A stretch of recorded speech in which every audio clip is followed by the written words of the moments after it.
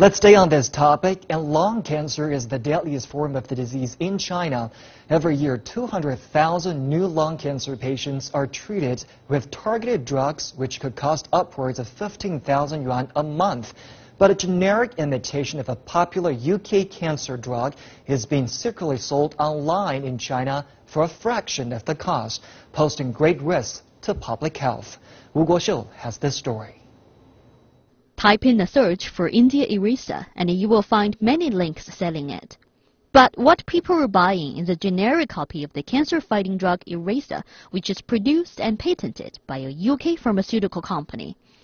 The drug is used to treat many forms of cancer, including one of China's top killers, lung cancer. Despite the dangers of buying generic copies of drugs, the low price tag is pushing many desperate people to take the risks. This woman is selling generic copies of drugs from India illegally in Qingdao. She shows a receipt saying she spends 13,500 rupees or about 1,400 yuan for 5 packs of Indian Eraser. And that's about 2% of the official price of what a British-made drug costs when sold in China. But she sells each pack for 600 yuan. Other sellers online can even ask for as much as 1,600 yuan, which many people are willing to spend. The sale of the Indian version of the Eraser is not allowed in China because the Chinese government hasn't given it an import license. The drug authority also warns people to be alert to such drugs sold online because their quality can be suspect.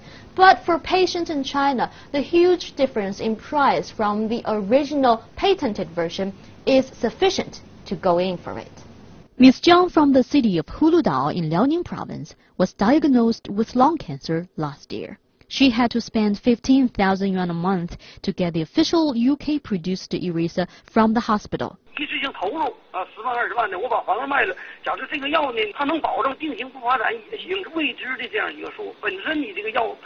Desperate to get her the drugs, the family chose to buy the medication from India via friends. And they're not alone. A Chinese law enforcement officer says half of the illegal drug cases he has investigated involved Indian cancer drugs. From the cases we dealt with, these kinds of drugs are expensive. Some cancer patients cannot bear the economic burden. We even find some doctors show sympathy to patients and hint that they buy Indian drugs online. But doctors warn about the risks involved in taking generic copies of drugs.